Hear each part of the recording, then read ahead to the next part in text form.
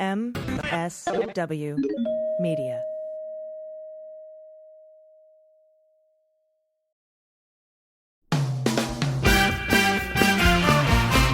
Season 4 of How We Win is here.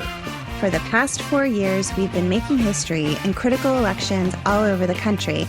And last year, we made history again by expanding our majority in the Senate, eating election-denying Republicans in crucial state house races, and fighting back a non-existent red wave. But the MAGA Republicans who plotted and pardoned the attempted overthrow of our government now control the House, thanks to gerrymandered maps and repressive anti-voter laws. And the chaotic spectacle we've already seen shows us just how far they will go to seize power, dismantle our government, and take away our freedoms. So, the official podcast of the Persistence is back with Season 4. There's so much more important work ahead of us to fight for equity, justice, and our very democracy itself. We'll take you behind the lines and inside the rooms where it happens with strategy and inspiration from progressive changemakers all over the country. And we'll dig deep into the weekly news that matters most and what you can do about it with messaging and communications expert, co-founder of Way to Win, and our new co-host, Jennifer Fernandez-Ancona. So join Steve and I every Wednesday for your weekly dose of inspiration, action, and hope. I'm Steve Pearson. And I'm Jennifer Fernandez-Ancona. And this is How We Win.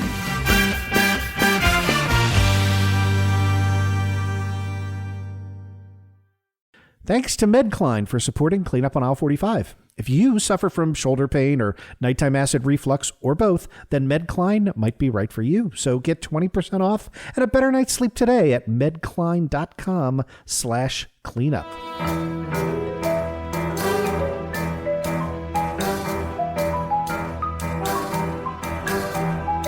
The rule of law is not just some lawyer's turn of phrase. It is the very foundation of our democracy. The essence of the rule of law is that like cases are treated alike. That there not be one rule for Democrats and another for Republicans, one rule for the powerful, another for the powerless, one rule for the rich and another for the poor, or different rules depending upon one's race or ethnicity. To serve as Attorney General at this critical time is a calling I am honored and eager to answer. So yeah, now it's cleanup on aisle 45 time. And for a long while yet, it is going to be cleanup on aisle 45. Hey everybody, it is Wednesday, September 14th, 2022, and this is episode 87 of Cleanup on Aisle 45. I am your co-host, Andrew Torrez. AG is in parts unknown, conferring with the highest levels of government. Actually, I'm not entirely sure where she is, but sitting in for AG today is the lovely and talented Liz Dye. You know her from her work at Wonkette. She also writes at Above the Law. She is incredibly snarky on Twitter. Is there anything else that I need to plug for you, Liz? I don't think so. I think that about covers it. Excellent. Well, welcome to the show, and thanks for being here with us today. Glad to be here. All right. So let's get into it. We will thank patrons next week.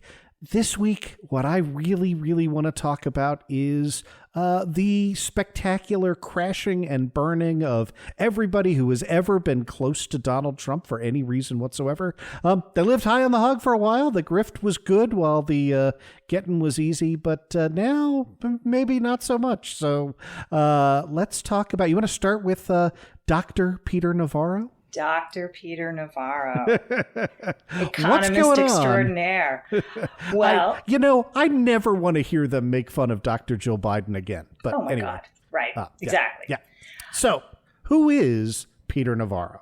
Well, so Peter Navarro is an economist, but he's run for office in California a whole bunch of times, sometimes as a Democrat, never successfully, most recently as a Republican. And when Jared Kushner was looking to staff up the Trump administration, he literally went to Amazon looking for someone who would reinforce Trump's kind of childish ideas about trade wars with China being good and easy to win. somebody who was going to say, China bad, we're going to, tariff ourselves into, equipoise. But so those ideas were silly. Yes. And Peter Navarro had them. And he also had a bunch of other really stupid ideas. But, good enough. So he was with Trump the whole 4 years in various economic advisory positions in the White House.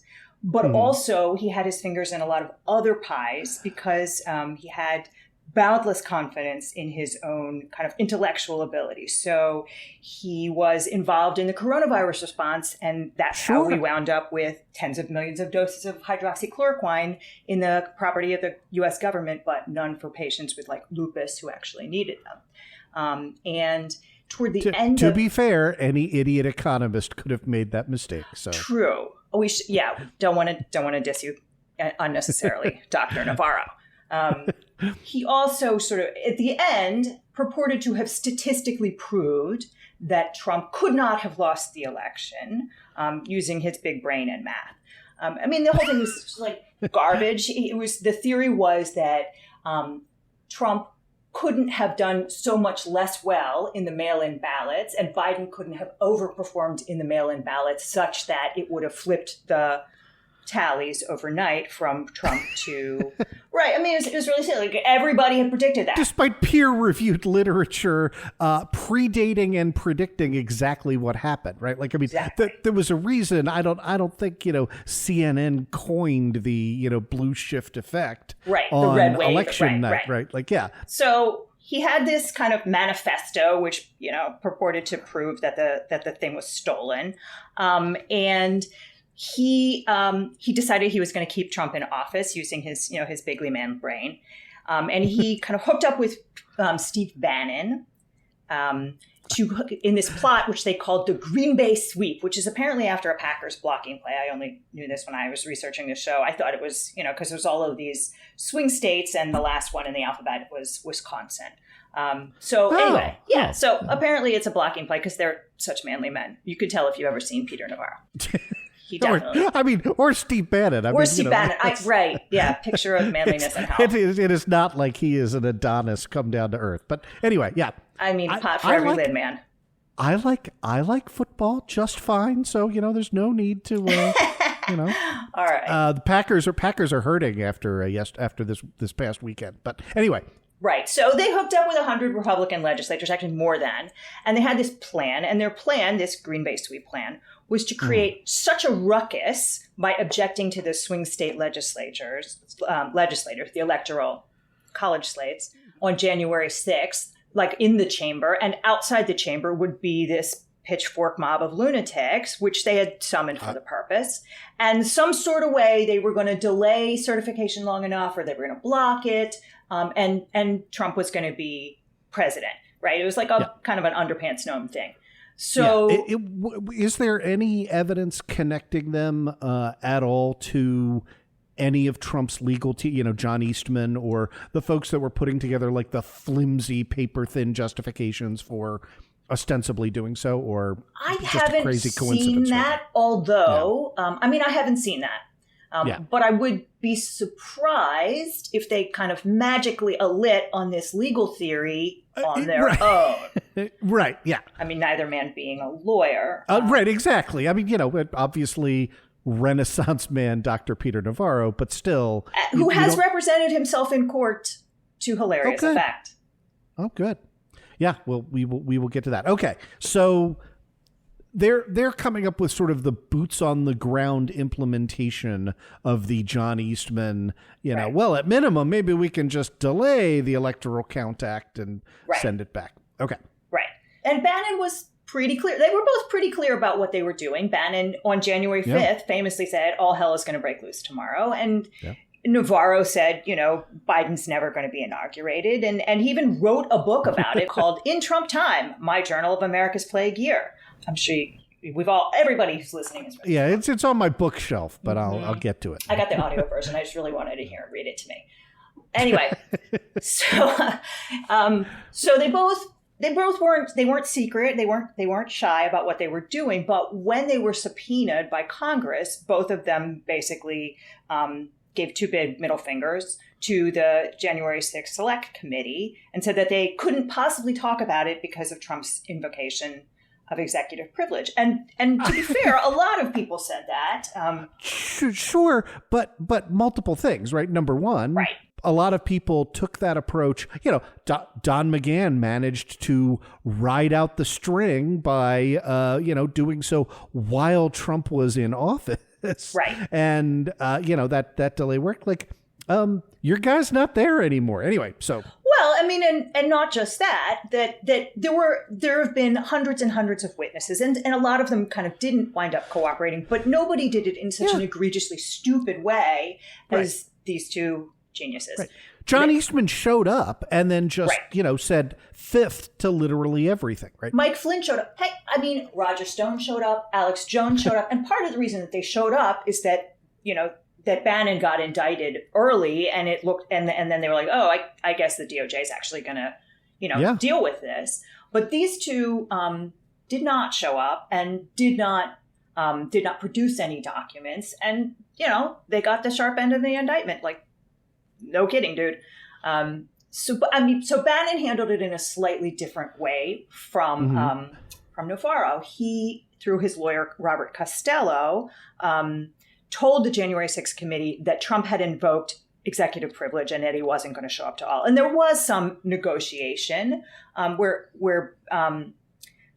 Bannon's, where Costello showed up. And we, probably listeners of your show recognize Costello because he's got a long history. He's represented Rudy Giuliani. And he, if you remember in the prior incantation of this fun soap opera, he was the one who theoretically dangled a pardon to Michael Cohen using Garth Brooks lyrics. Like he's been around. He's a wild character. Like he did work at the Southern District of New York, like 100 years ago, but I don't know what happened to these guys. They all got brainwashed. That has, I mean, Rudy Giuliani, we went back to look at the 793 E and F episodes that I had recorded in 2016, and the person with credibility affiliated with the Trump transition team was Rudy Giuliani in 2016. So yeah, and it's all been downhill since then. Yeah, it's all been decomposing at Four Seasons Total As Landscaping. has poor Rudy. Yeah.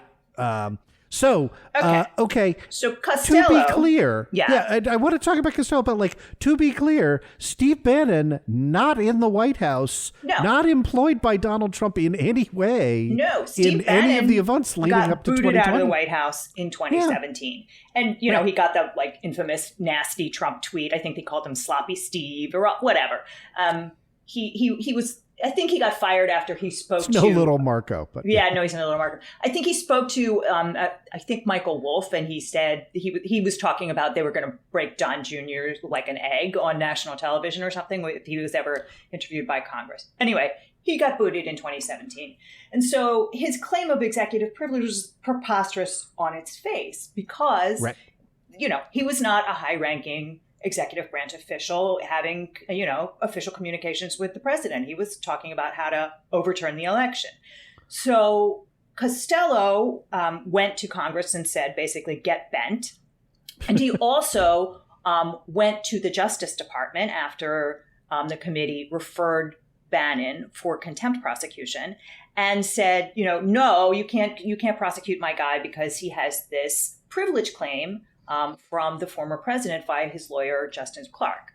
But that turned out to be kind of maybe less than 100% accurate, maybe 100% less than 100% accurate. Because in the subsequently produced communications, Justin Clark, I can read it to you. It's he says, just to reiterate, our letter didn't indicate that we believe there is immunity from testimony for your client. As I indicated to you the other day, we don't believe there is. Now, you may have made a different determination. That is entirely your call. So Clark didn't invoke privilege on Trump's behalf. That's the opposite of that. Right. I mean, what he had said was made, and this is, I believe this is kind of how Meadows and a bunch of the other Trumpland people got kind of snookered by Trump, that Trump's lawyers made a kind of general statement like, protect all the privileges that you have. And people interpreted that rather expansively. Bannon and Navarro interpreted it extremely expansively. And they paid the price, right? So Justin Clark had said something like, I think you have some privilege, you should assert it, by which Bannon took that to mean, I can just tell you guys to get bent and not give you any documents and not show up to testify. And that was a bad choice. Yeah, and we should say, I think you are correct to point out, the DOJ's decision, right? So Congress then immediately referred Bannon, and immediately, it took a couple of weeks, right. But referred Bannon to the DOJ for prosecution under 2 U.S.C. 192. This, again, misdemeanor, right? Punishable by a fine of not more than $1,000, nor, jail from 1 to 12 months. But nevertheless, like, that is the penalty that Congress has put into place for witnesses who refuse to testify pursuant to a valid subpoena to appear before Congress. We saw the sort of Steve Bannon claiming, that the Alex Jones, like, well, I don't know, what am I supposed to put on in my defense? And the answer is, well, probably not anything when it's this clear that you're that guilty. But yeah. Right. Why don't we talk a little bit about Bannon's trial? Like, Bannon's trial was amazing. Wild. He was represented by your buddy Evan the Cork Corcoran and David Schoen, who represented Trump in the second impeachment. Famously sleepy David Schoen, who told rambling stories and prompted Donald Trump to tell.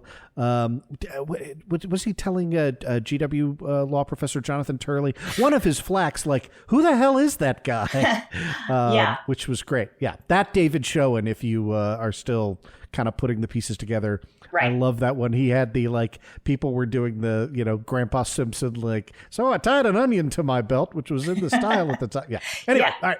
He is a styling guy.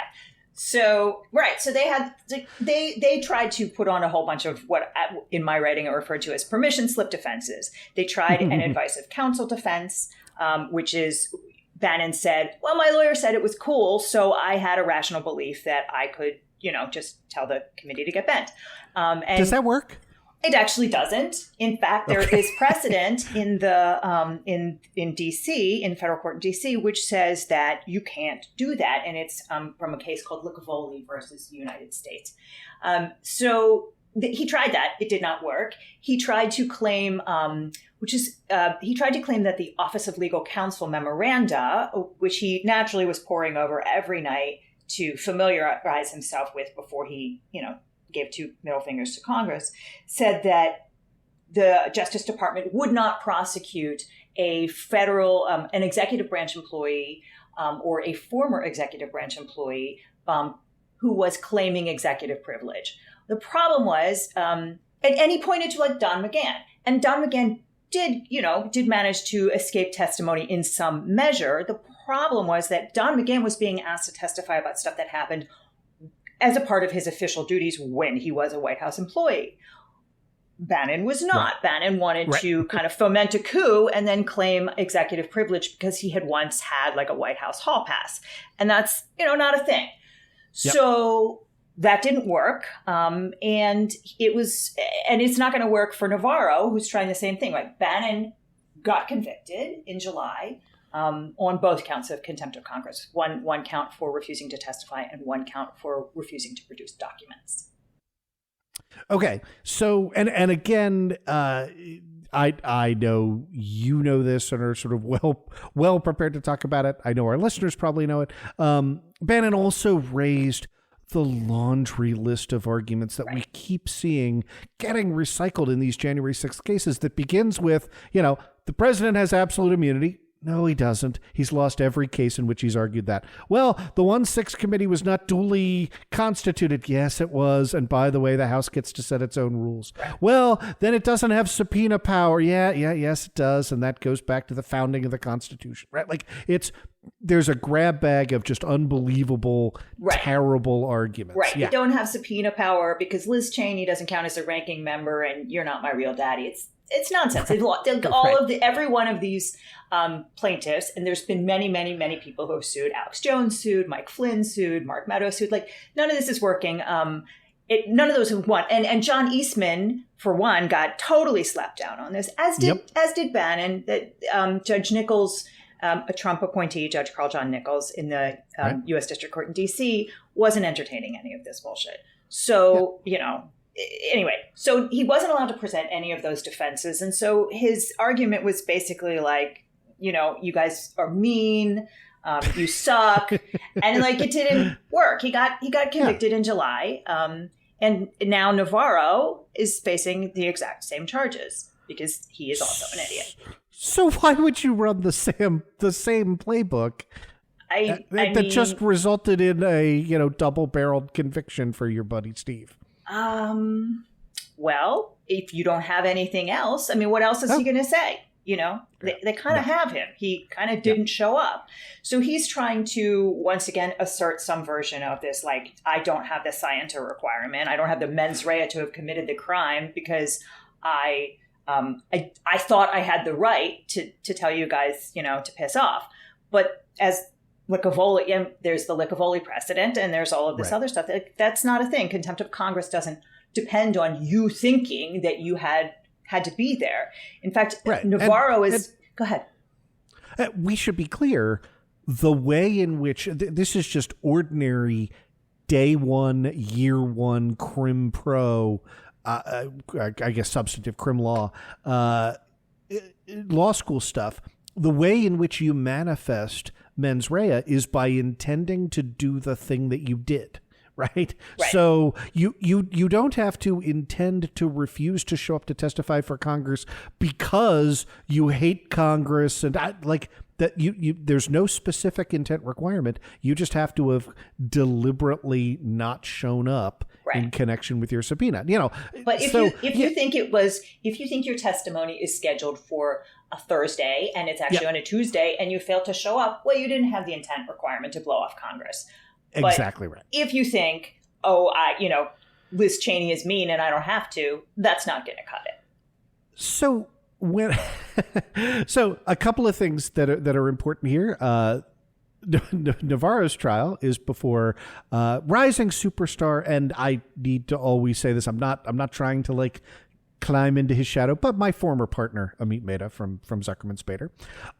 So you can take my commendation of his legal skills with a grain of salt, but I think he has proven himself to be somebody on the rise, and somebody who has not been shy about wading into the Trump fray and sort of parsing out the nonsense in 200-page opinions that leave absolutely no room for doubt. Mm-hmm.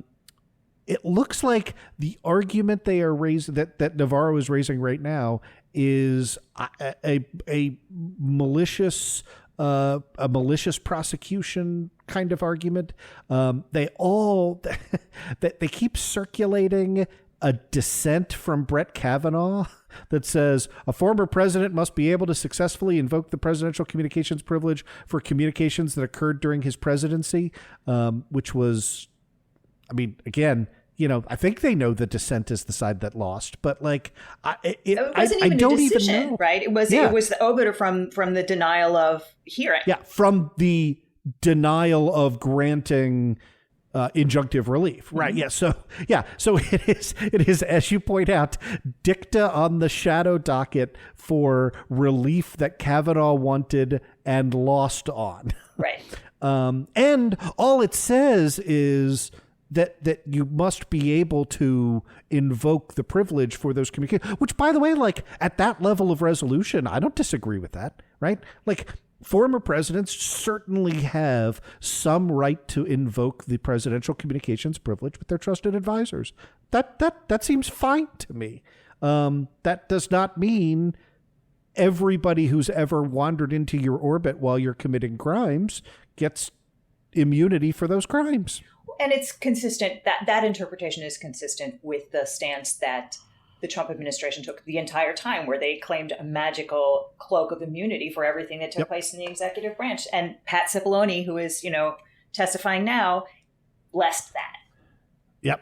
Yeah, no, and we're going to do this slight rabbit trail because I love pointing that out, that the the folks who are cooperating and testifying now, like our good buddy Patsy Baloney and Steve Engel, like these people are still monsters, right? We just found the one line they wouldn't cross, right? And the one line apparently they would not cross was making Jeff Clark Attorney General of the United States. But everything else was still fair game. Right. They told House Oversight to get bent for 4 straight years. So yep, exactly right. So I'm glad you point that out.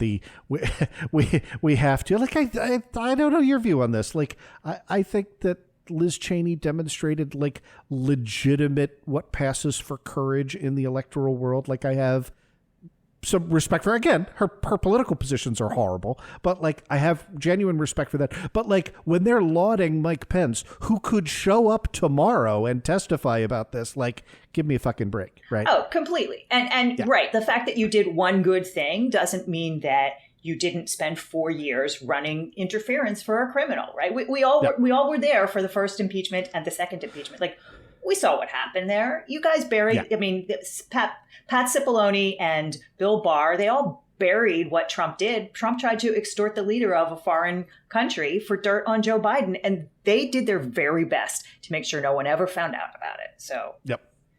Absolutely. 100%. So, okay. It strikes me, kind of steel-botting the other side, it strikes me as not an implausible argument to say, all right, maybe I've said this in a dumb way, but like, I do seem to be the only guy you're prosecuting for this. And lots of other people have told you to go fuck yourself. So why am I the one who's staring down the barrel of, you know, a cold 12 months in a posh country club prison at worst? I mean, that's an interesting, but kind of, you don't get to ask it type question, right? Because that's not what malicious prosecution is, right? Yeah, no, that's right. Way to sort of point through my examples there. But look, it is particularly galling as someone who wrote an amicus brief in connection with the Michael Flynn decision that for 4 years while they were in power, the Trump administration believed in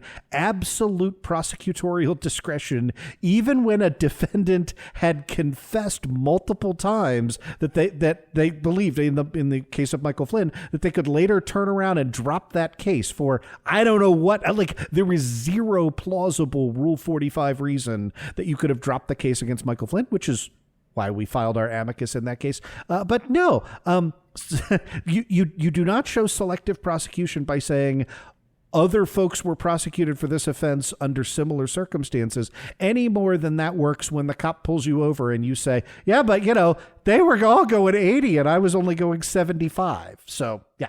Right. And even if he had a case for it, which he very clearly, Bannon or Navarro in the current situation, they're not going to be able to argue it. I mean, if Judge Nichols wasn't going to let, right. So Bannon had hoped, he said he was going to make this the misdemeanor from hell for Biden and Nancy Pelosi and Merrick Garland, because he thought he was going to use his prosecution to kind of extort all of this really damaging discovery from Congress and the Justice Department and the White House. But like he wasn't, because that's just not a thing. You know, there's the speech or debate clause to protect congressional communications and work product privilege and all of the other prosecutorial privileges. He was not able to kind of leverage his prosecution to get all of this discovery on internal Justice Department communications on why they didn't prosecute Dan Scavino or Mark Meadows being Trump's chief of staff, and Dan Scavino being his comms flack, who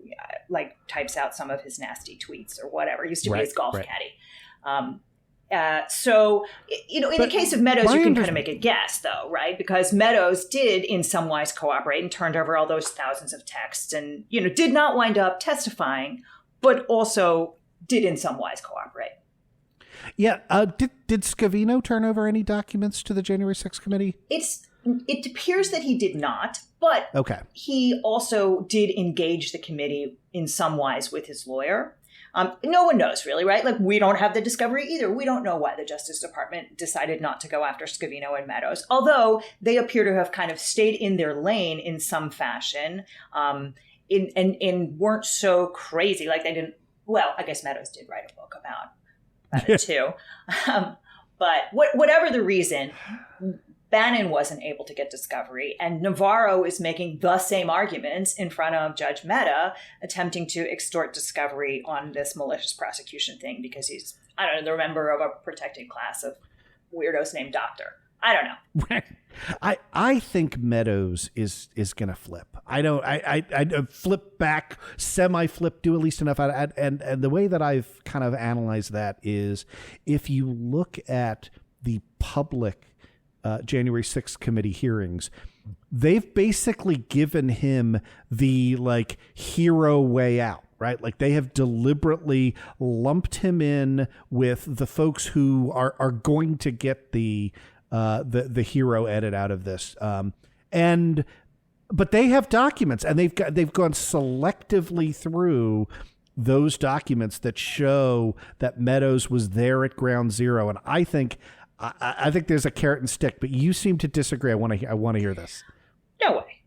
Meadows works. Okay. Meadows is at, I don't have the name in front of me, but Meadows is currently parked himself at a charity or some kind of 501c3 advocacy organization that flogs the big lie. That's where Cleta Mitchell, the former Foley and Lardner partner, who was on the Georgia call, that's where she wound up. And not for nothing, Trump's PAC hasn't made a whole bunch of disbursements, but right before Meadows told the committee to get bent, he got $1 million.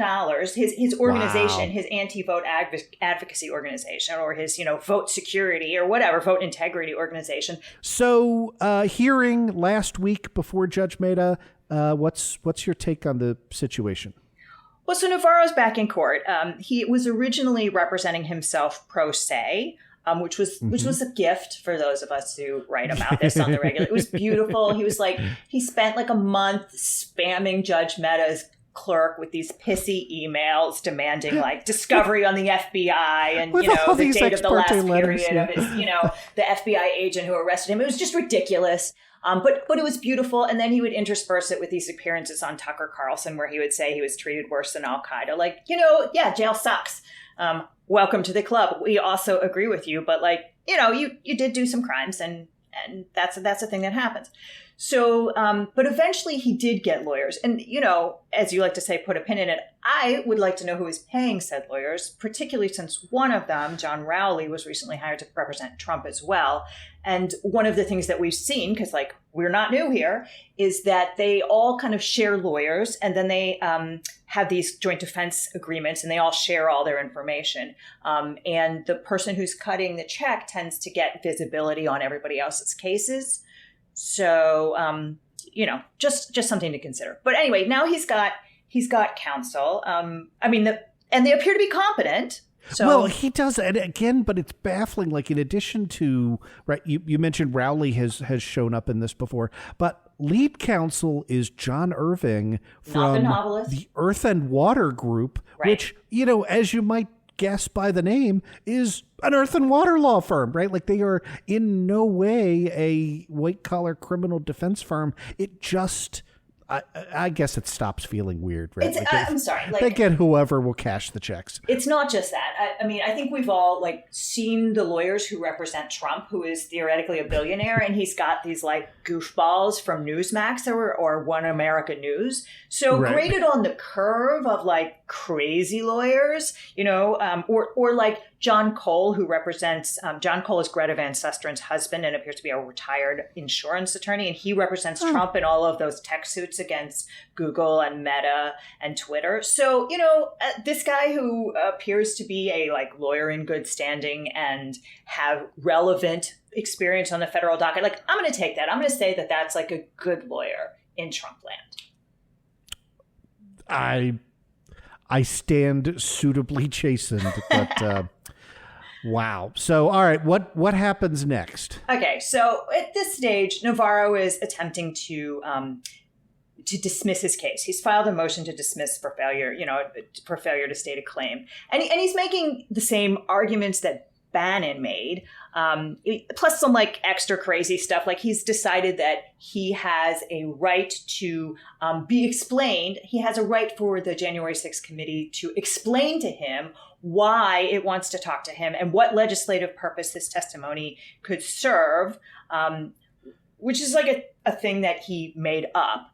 And that's not a real thing, but perhaps for well, you do have to show germaneness to the prosecution, but again, it's a very, very low standard. Okay, but that's a defense to a prosecution, right? That's not like something like when the subpoena comes to you, it has to have a note from Liz Cheney and Benny Thompson that says like, here's why we want to talk to you. And by the way, there was one because it said like, you've written about all of this stuff and you participated in this coup plot. You should come and tell us. He wrote a book. I mean, right. I mean, they did have a cover letter that explained that, but that's not a thing like that you're entitled to have a negotiation with Congress as to the pertinence of your testimony. Like, no, you made that up, but cool. Fanfic is fun for everybody. And he wants to do the malicious and selective prosecution claim.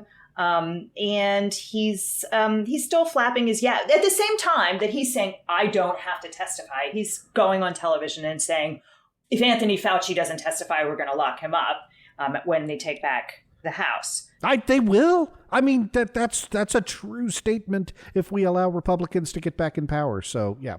Oh, yeah. Well, they'd have to take back the White House, too, because I feel reasonably confident that the DOJ would not accept that referral from the House subcommittee on making sure nothing gets done for 2 years while we run out the clock on the Biden administration. Right. Fair. Right. Fair. So Navarro has made a bunch of other weird arguments. He's kind of baselessly accusing the Justice Department of misrepresenting the law to the grand jury, although he doesn't actually have any visibility on what the Justice Department said to the grand jury. He's accusing them in his filings of misrepresenting the law because of this, once again, the scienter requirement. He's saying that they only got the indictment by deceiving the grand jurors about whether he had to willfully defy Congress, which is another thing he made up. And he's also claiming that he's being maliciously prosecuted because the Biden administration doesn't like him because he's constantly going on television and saying nasty things about them, which is, there's no indication that's true. That's we call that we can prosecute you for 2 reasons. Like, yeah. Yeah, there's plenty of reasons to prosecute Navarro. I don't think that they have to, lock him up for his screaming about nonsense on Tucker Carlson. So trial set for November 16th. Right. And we're just going to wait to watch Judge Mehta deny this motion to dismiss and the companion motion to compel discovery to do all sorts of stuff that he filed a couple of days ago and everything else related to that. Yeah. Pack your toothbrush, buddy, and your Adderall. I love it. Okay. Well, we're going to take a quick break. We will come back and we have more on Steve Bannon after the jump. Hey, this is Andrew. This is an ad for Medcline. Does shoulder pain bother you at night, like when you're sleeping on your shoulder in a funny position? There's a solution that can bring real relief. It's the Medcline 3-component shoulder relief sleep system. Look, it's no medication. It's not woo. It's not crazy crap. It's not surgery. It's the Medcline sleep system. So you set it up on your side of the bed. You go to sleep. It's that simple. I use it because I sometimes suffer from shoulder pain in the middle of the night. So if you suffer from shoulder pain or nighttime acid reflux and GERD or both, the Medcline pillow system is designed to cushion your body in a sleeping position that is supremely comfortable. It is doctor recommended, clinically proven to provide effective natural acid reflux or shoulder pain relief, plus a better night's sleep. In fact, 95% of patients reported an overall improvement in sleep quality when using Medcline. Medcline has been validated in 7 independent clinical trials, partnering with leaders in sleep science like the Cleveland Clinic.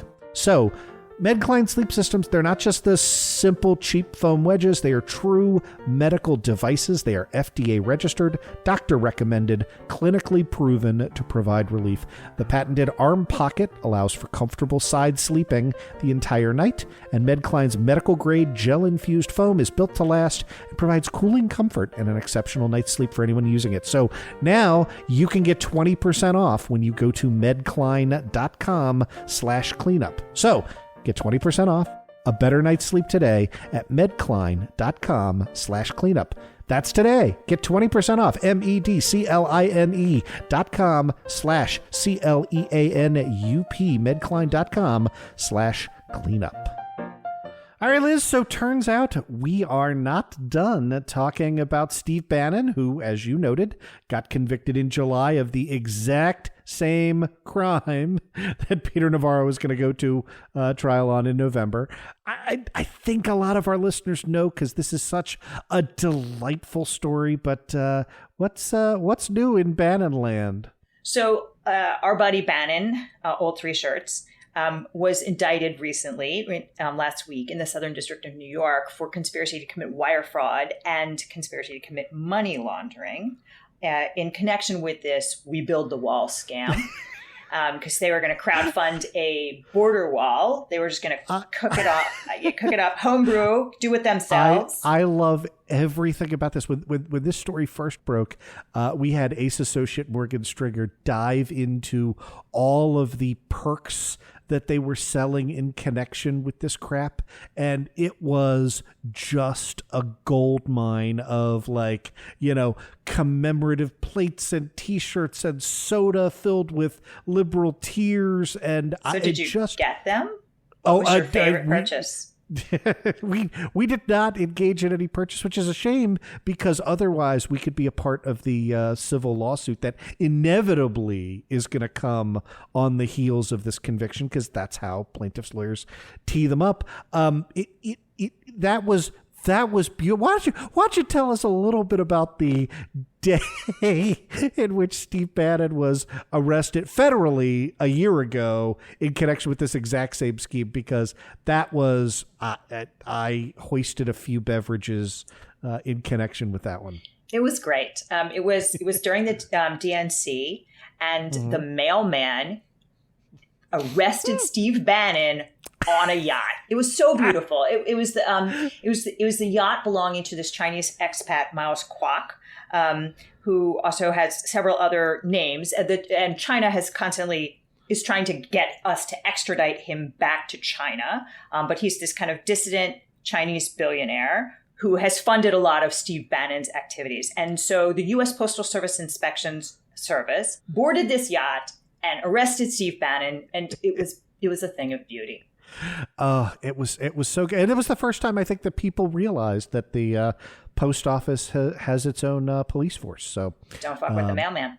Yeah, good. Always good advice. So, let's talk a little bit about the ridiculousness of the underlying con, because this all hinges on, I guess, a guy who is now flipped from, because he's named in the federal indictment, right, and not named in the state indictment. And by the way, should have put a pin in that. Well, not is an unindicted co-conspirator in the state indictment. Right? And put a pin in. Can we scream about Alvin Bragg being a chicken shit prosecutor for an hour and a half? You can. Yeah. I really try not to. Okay.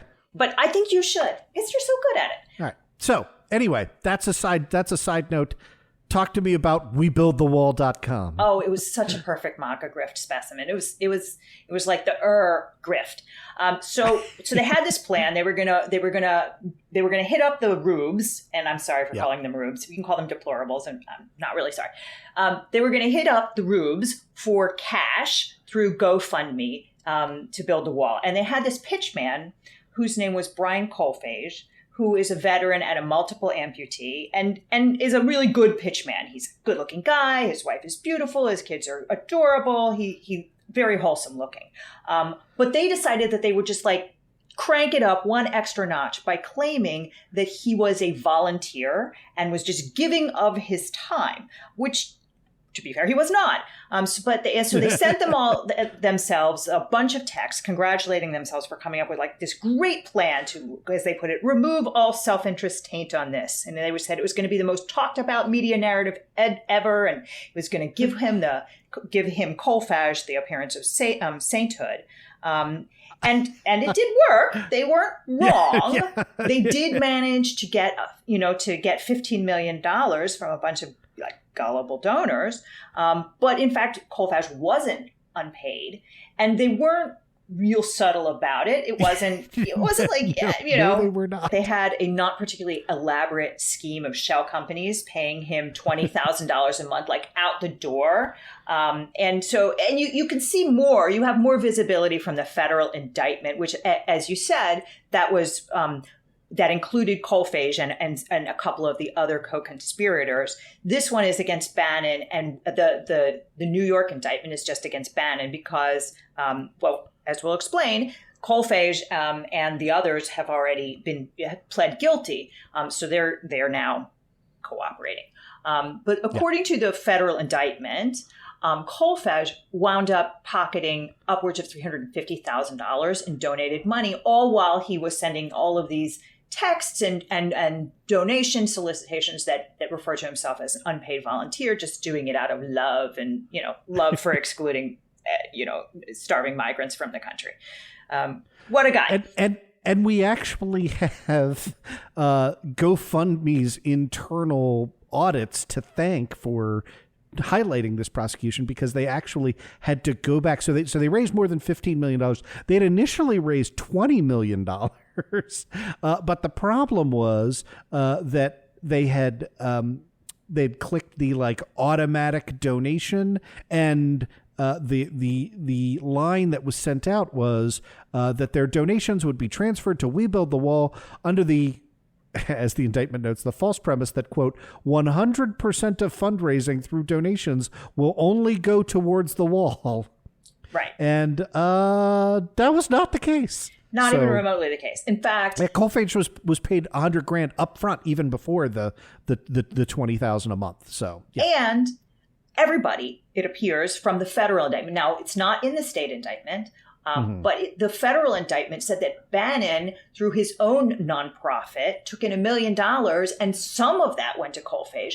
But according to the federal indictment, Bannon used a substantial proportion of these donor funds for personal uses and expenses unrelated to building to We Build a Wall. I assume he went and got a facial, or maybe not. No, maybe not. Oh, well, you and I have both followed the career of one Terpsichore Maris, so the ideal use for a fake charity is, of course, bikini waxing and Twizzlers. But I cannot believe you made me think about Steve Bannon getting a bikini wax. There you go.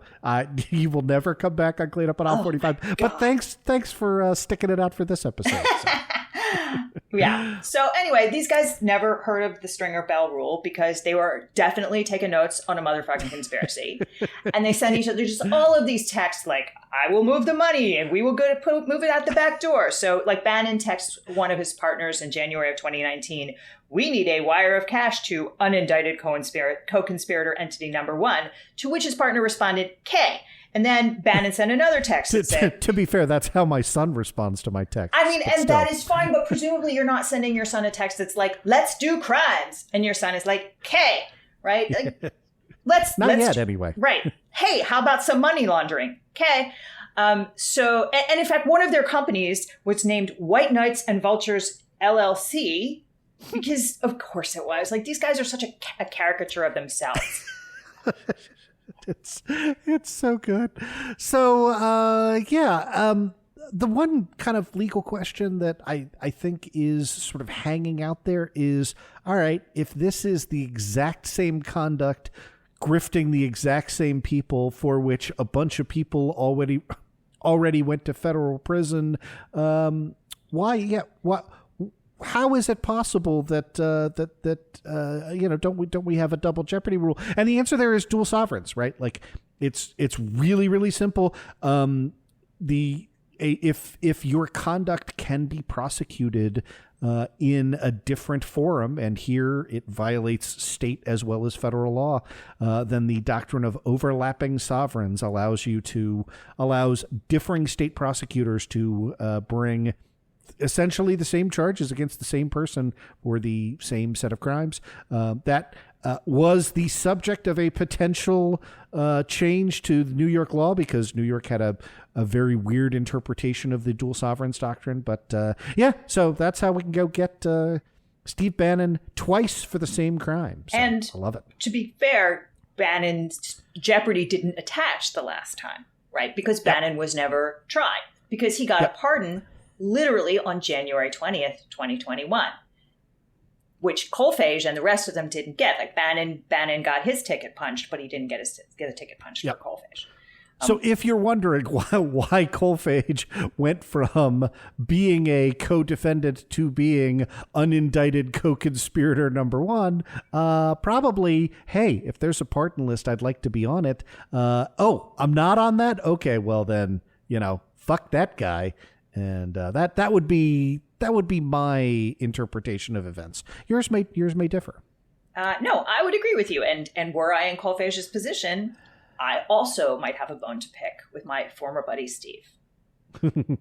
So I imagine, of course, now, all right, Steve Bannon has been suitably cowed. He's going to just go away, plead this out, and we'll all be saved the spectacle of watching. No, that's not going to happen. You have a fevered imagination, sir. Yeah, I do. What's going on? So Steve Bannon, being Steve Bannon, handled this in the most Steve Bannon way possible. So he puts out this crazy statement the other day before he's about to be in, have to turn himself in. And he says, I'm never going to stop fighting. I have not yet begun to fight. They will have to kill me first. We will and then the next day he just, we will fight them on the beaches. The next day he obediently toddles in to the courthouse and, gets fingerprinted and the whole because he voluntarily surrenders. Because of course. Yeah, exactly. So that's going to be fun. I think his next court date's in October. Cannot wait. All right. So wrap all this up. It's not great to be 2022 and a former buddy of Donald Trump. Oh, wow. And maybe some consequences are coming for folks who have mostly managed to skate by unscathed. Fucking around's fun, but finding out sucks. Well, I couldn't put it any better than that. So, Liz, thank you so much for coming on the show today. You are at $5 Feminist. That's the number 5, at $5 Feminist on Twitter. You got the byline at Wonket. Anything else we want to plug? Above the Law. Yeah. Oh, and of course, abovethelaw.com. So, Liz, your stuff is outstanding. Everybody should be reading it. And thank you so much for coming on Clean Up on Aisle 45. Thanks, Andrew. Clean Up on Aisle 45 is written, researched, and produced by Allison Gill and Andrew Torrez with editing by Molly Hockey. Our art and logo design are by Joelle Reeder and Moxie Design Studios, and our music is composed and performed by Adam Orr.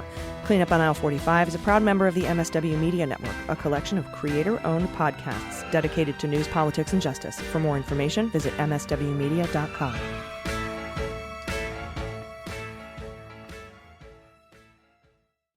Hi, I'm Harry Littman, host of Talking Feds, a roundtable that brings together prominent figures from government law and journalism for a dynamic discussion of the most important topics of the day.